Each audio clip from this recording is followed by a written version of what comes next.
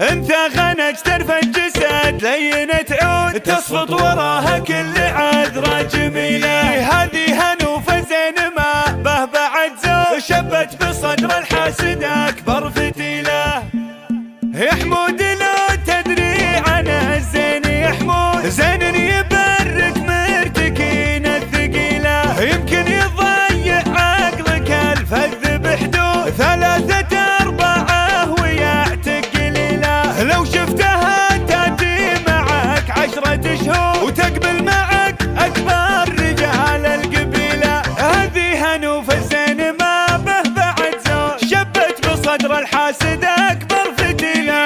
انت غنج ترفع الجسد لين تعود تصفط وراها كل عذرة جميلة.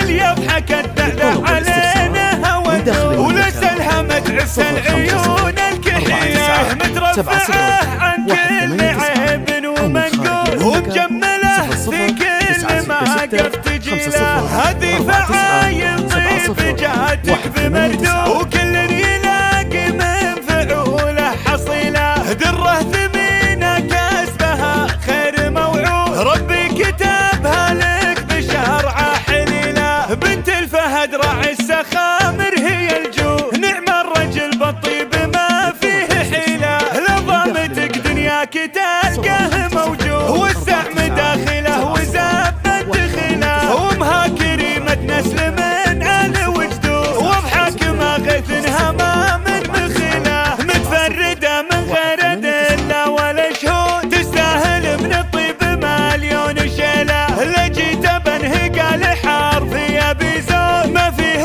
خير ما كتب لي جزيلة. يا رب تممها الفرح عمر وعقول وافراحهم تبقى سنين طويلة. يا حمود لو تدري عن الزين يا حمود زين يبرك مرتكين الثقيلة. يمكن يضيع عقلك الفذ بحدود 3/4 ويعتق قليلة. لو شفتها تاتي معك 10 شهور وتقبل معك اكبر رجال القبيلة. هذه هنوف الزين ما به بعد زود شبت بصدر الحاسد اكبر فتيلة.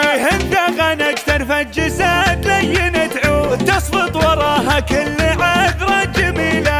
اللي يضحك الدعدع علينا هوى النور ولسلها متعفت العيون الكحية. مترفعة عن كل عيب ومنقول ومجملة في كل موقف تجيله. هذه فعايل طيب جاتك بمردود وكل يلاقي من فعوله حصيلة. ودره ثمينة كسبها خير موعود ربي كتبها لك بشرعة حليلة. بنت الفهد راعي السخامر هي الجود نعم الرجل بالطيب ما فيه حيلة. لضامتك دنياك تلقاه موجود والسهم داخله وزبت دخله. وامها كريمة نسل من آل وجدود واضحك ما غثنها ما من مخيلة. متفردة من غير أدلة ولا شهود تستاهل من الطيب مليون شيلة. لجيت بنهق الحرف يا بيزود ما فيه خير ما كتب لي جزيلة. يا رب